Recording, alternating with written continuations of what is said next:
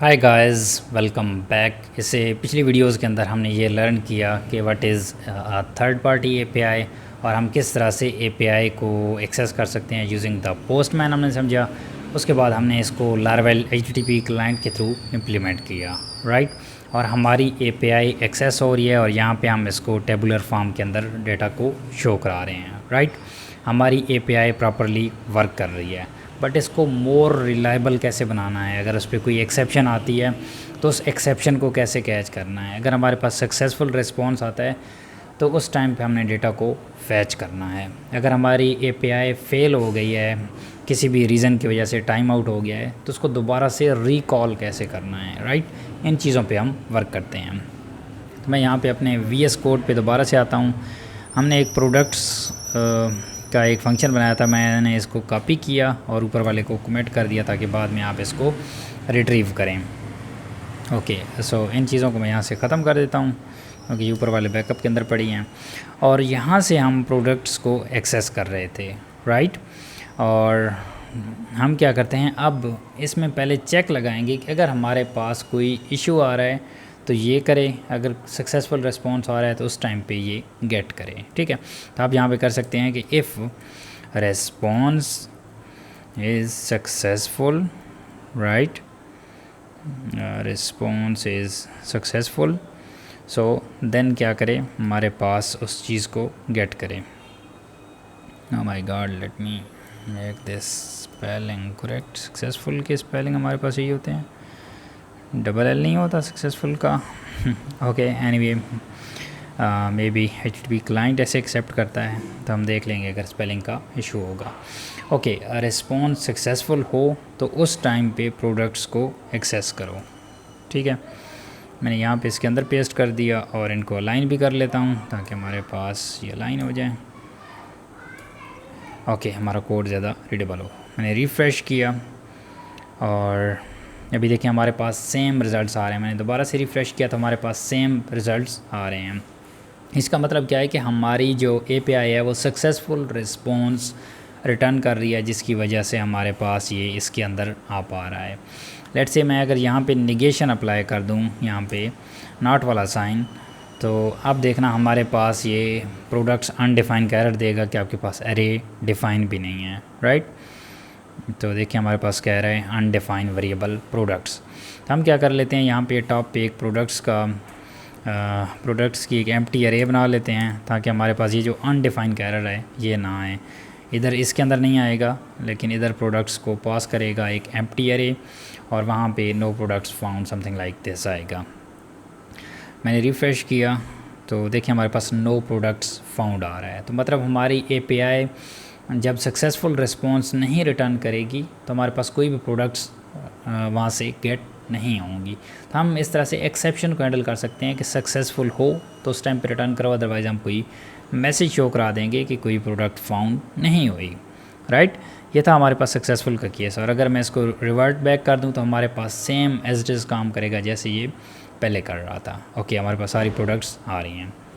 अब इससे पहले आप एक और चेक लगा सकते हैं, फेल वाला, कि अगर आपकी एपीआई फेल हो रही है तो उस टाइम पे आप इस पर चेक लगा सकते हैं, इफ़ रिस्पॉन्स एंड देन यहाँ पे आप लगा सकते हैं फेल्ड, राइट। अगर ये फेल्ड होती है तो उस टाइम पे आपने यहाँ पे आप कोई भी एक्सेप्शन थ्रो कर सकते हैं, ठीक है। Let's say throw new, let me make this a base exception, API response failed something like this, या मोर यूज़र फ्रेंडली शो कराना चाहते हैं तो आप अबॉर्ट कर सकते हैं इसको, ठीक है। वटेवर जो भी है, लेकिन जब भी आप API लेवल पे काम कर रहे होते हैं तो ये अबॉर्ट वाली जो स्टेटस होते हैं मोस्टली वेब के लिए यूज़ होते हैं। तो आप यहाँ पे कस्टम यहाँ पे जेसन रिटर्न कर सकते हैं, return JSON response JSON and then जो भी अपने मैसेज रिटर्न करना वो आप कर सकते हैं। मैंने फेल पर क्लिक किया तो अभी हमारी एपीआई फेल नहीं हो रही, तो हमारे पास कोई भी इशू नहीं आएगा, राइट। हमारी एपीआई के अंदर कोई भी इशू नहीं आया। लेट्स से मैं यहाँ पे इसके अंदर कोई एडिशनल ABC पैरामीटर पास कर देता हूँ और अब हमारे पास इसका पाथ गलत हो गया है। मैंने रिफ़्रेश किया तो हमारे पास अब ये फेल्ड वाले इसमें आनी चाहिए। कहता है API रिस्पॉन्स फेल्ड, जो एक्सेप्शन हमने लगाई है वही एक्सेप्शन यहाँ से थ्रो हो रही है। ठीक है, तो जब फेल्ड होगा तो आप यहाँ पे उसको कैच कर सकते हैं कि जब फेल्ड हो तो उस टाइम पे क्या शो करे, या इवन आप इसी फेल्ड वाले को रिटर्न बैक करा सकते हैं। ठीक है, या फिर उधर ही आप इसको शो करा सकते हैं, let's say return return response आप इस तरह से जेसन में भी भेज सकते हैं। ठीक है, या फिर आप पेज पर भी डिस्प्ले कर सकते हैं। ओह माय गॉड, मैंने इसको एक एरे बनाना था। ठीक है, एक एरे मैंने बनाई और इस एरे को मैं रिटर्न कर दूंगा। इसमें मैं मैसेज भी रिटर्न कर सकता हूँ, एरर सेम हम यहाँ से ही कट कर लेते हैं इस मैसेज को, और इसमें मैसेज ऐसे पास कर दूंगा। उसके बाद मैं इसका एरर का जो कोड है वो भी पास कर सकता हूँ। ठीक है, जिसको स्टेटस आप कह सकते हैं। स्टेटस कैसे आप गेट कर सकते हैं, रिस्पॉन्स और एक स्टेटस का भी आपके पास यहाँ पे हेल्पर मौजूद होता है, स्टेटस भी आप इससे गेट कर सकते हैं। या फिर आप यहाँ पे भी उस API को कोई भी स्टेटस असाइन कर सकते हैं। ठीक है, इट्स अप टू यू, आप उसको स्टेटस कैसे असाइन करते हैं। यहाँ पे भी आप इसको स्टेटस को पास कर सकते हैं। नाउ लेट्स गेट रिफ्रेश, और ये जेसन की फॉर्म में मैसेज को रिटर्न बैक करेगा। तो देखें स्टेटस 404 कह रहा है और हमारे पास API रिस्पॉन्स फेल्ड आ रहा है। तो इस तरह से आप इस फेल्ड रिस्पॉन्स को शो करा सकते हैं यूज़र्स को। तो यूज़र को मोर बेटर अंडरस्टैंडिंग होगी कि API के एंड से कोई इशू आ रहा है, तो वो कस्टमर सपोर्ट पे क्लिक करेंगे, कस्टमर सपोर्ट को क्लिक करेंगे कि हमारा इशू रिजॉल्व करें, रेदर देन कि उनको पता भी ना चले कि एक्चुअल में क्या हो रहा है। ठीक है, हमने क्या लर्न किया कि API फेल्ड होती है तो उस टाइम पे हम इसको कैसे इस चीज़ को अचीव कर सकते हैं। उसके बाद हमने सक्सेसफुल का देखा कि जब सक्सेसफुल हो तो उस टाइम पे हम उसकी प्रोडक्ट्स वगैरह को एक्सेस करेंगे। अब हम देखते हैं कि हमारे पास सम टाइम इंटरनेट कनेक्शन की वजह से कोई भी इशू आने की वजह से हमारे पास हमारी API फेल्ड हो जाती है, राइट। तो उस चीज़ को हमने कैसे कैच करना है। ठीक है, तो उसके लिए आपने अपना जितना भी API का लॉजिक है उसको कट करना है और इस पर ट्राई कैच ब्लॉक लगा देना है। ठीक है, ट्राई के अंदर अगर हमारे पास ये कोड चलेगा तो ठीक है, नहीं चलेगा तो हमारे पास यहाँ पे एक्सेप्शन आएगी। ठीक है, तो हम उस एक्सेप्शन को यहाँ पे कैच कर सकते हैं। यहाँ से हम बेस एक्सेप्शन को पिक करते हैं, बेस एक्सेप्शन को कैच करते हैं और यहाँ पे हम रिस्पॉन्स रिटर्न कर सकते हैं as a JSON, right, as we did this above. तो इसमें भी हम एक एज अ एरर भेज सकते हैं और with the proper gate message, right. और देन सिमिलरली आप यहाँ पे इसका कोई स्टेटस वगैरह भी भेज सकते हैं। लेट्स से मैं 401 इसका स्टेटस भेज देता हूँ, और इवन आप यहाँ पे भी स्टेटस को भेज सकते हैं।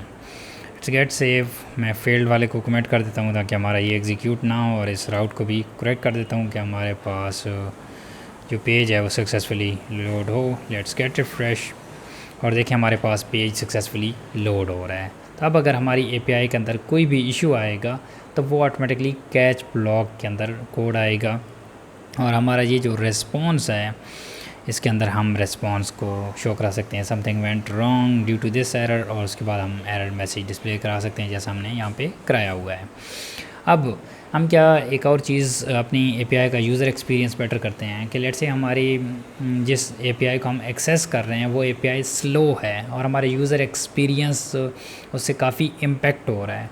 तो इस चीज़ को हम कैसे अचीव कर सकते हैं कि अगर हमारे पास वो API टाइम ज़्यादा ले रही है तो उसको एग्ज़िट करे और दोबारा से रीट्राई करें। तो लेट्स से मैं यहाँ पे HTTP के अंदर आया और हमारे पास HTTP का एक और मेथड है टाइम आउट। इसके अंदर आप डिफ़ाइन कर सकते हैं कि कितने सेकंड्स आप API को रिक्वेस्ट को एक्सेस भेजते हैं, और अगर विद इन दैट सेकंड्स अगर वो लोड हो जाती है तो वेल एंड गुड है, डेटा ले आओ, नहीं होती तो एक्सेप्शन दे दो। ठीक है, मैंने कहा 5 सेकंड्स ट्राई करो, अगर ये लोड कर देती है तो ले आओ, नहीं करती तो एक्सेप्शन दे दो। ठीक है, देखें रिफ़्रेश किया, सक्सेसफुली लोड हो रही है। अब मैं क्या करता हूँ यहाँ पे इसको 0.5 मतलब मैं कहता हूँ कि आधा सेकंड लो और इसको ले आओ, राइट। तो ऑफ कोर्स इतनी देर में रिक्वेस्ट फुलफ़िल नहीं होगी तो हमारे पास टाइम आउट का इशू आ जाएगा। तो देखिए हमारे पास कर्ल टाइम आउट 401, तो हमारे पास ये कैच ब्लॉक ये वाला एग्जीक्यूट हो रहा है। तो इस कैच ब्लॉक से हमें ये बेनिफिट हुआ है कि हमारे पास यूज़र को हम एक डिस्क्रिप्टिव मैसेज दे पा रहे हैं कि इसकी वजह से ये इशू आ रहा है। ठीक है, आप रिट्राई कर सकते हैं, retry with in that seconds user को आप इस तरह का मैसेज शो कर सकते हैं। ठीक है, लेकिन हमारे पास एक रीट्राई का यहाँ पे HTTP का एक और मेथड है जिसमें हम ऑटोमेटिकली API को दोबारा से रीट्राई कर सकते हैं। लेट्स से मैं यहाँ पे टाइम आउट के बाद आया और यहाँ पे मैंने एक मेथड कॉल कराया रीट्राई। अगर API फेल हो गई है तो उसको दोबारा से ट्राई करो।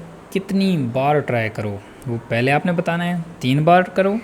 देन कितने सेकंड्स बाद रिक्वेस्ट भेजो, मैं कहता हूँ 400 मिली सेकेंड्स बाद आपने रिक्वेस्ट दोबारा से भेजनी है। पहली बार रिक्वेस्ट गई, फेल्ड हुई, पहला अटैम्प्ट होगा, 300 मिली सेकेंड्स का वेट करेगा और उसके बाद रिक्वेस्ट जाएगी। देन उसके बाद वो एक्सपायर होगा, देन सेकंड रिक्वेस्ट 400 मिली सेकेंड्स के बाद, समथिंग लाइक दिस। ओके, सो अब अगर मैं इस रिक्वेस्ट को दोबारा से सेंड करूं और लेट्स गेट रिफ्रेश, तो देखिए हमारे पास इसने थोड़ा सा टाइम ज़्यादा लिया है और हमारे पास अब रिक्वेस्ट को इसने रीट्राई किया है, लेकिन हमें नज़र नहीं आया कि रीट्राई एक्चुअल में हुआ है या नहीं, क्योंकि हम डेवलपर्स हैं, हम बिलीव करते हैं जब हमारे पास वो चीज़ सामने होती है। तो हम क्या करते हैं, इसके लिए लॉग्स लगाते हैं ताकि हमें पता चले कि हमारी रीट्राई कितने टाइम हुआ है। ठीक है, और वाकई हुआ है या नहीं हुआ।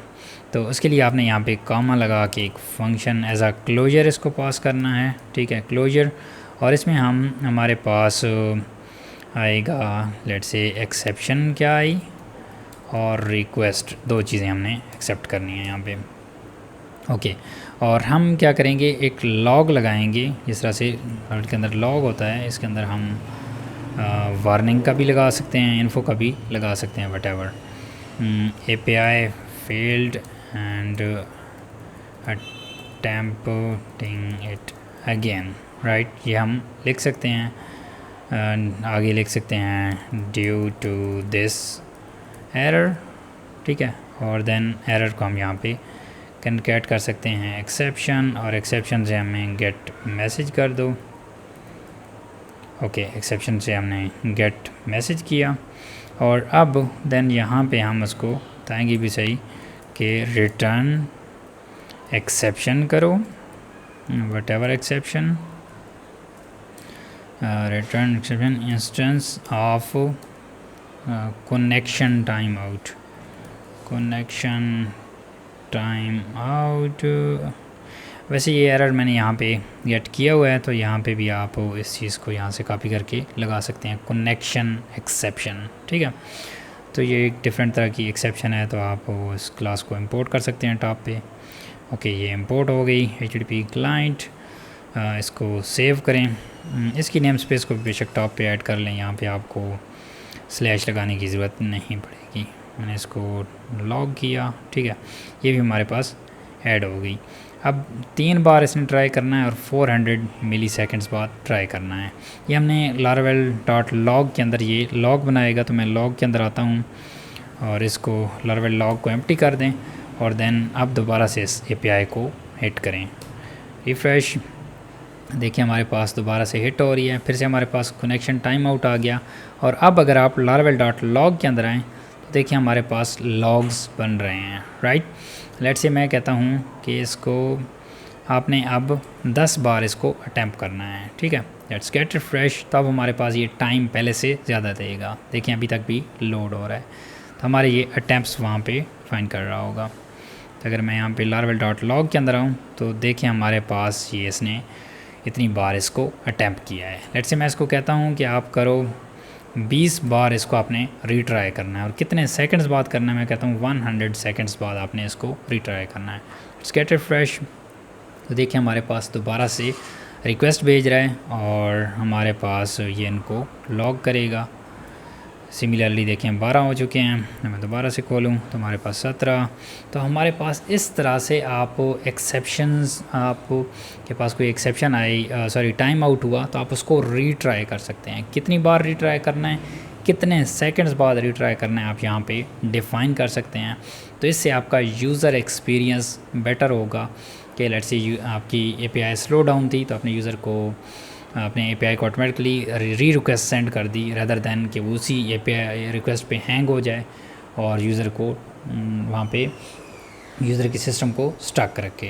ठीक है, तो गाइस इस तरह से आप टाइम आउट कर सकते हैं, रीट्राई कर सकते हैं, कितने सेकंड्स बाद रीट्राई करना है and so on, multiple operations आप इस पर परफॉर्म कर सकते हैं। ठीक है, तो ये हमारी API की सीरीज़ थी जिसके अंदर हमने लर्न किया कि हम किस तरह से API को मोर ज़्यादा रिलायबल बना सकते हैं। ये हमारी फ्री APIs थी और अब हम पेड की तरफ मूव करते हैं कि हम किसी पेड API को कैसे एक्सेस कर सकते हैं। So I'll do this in the next video. Bye bye.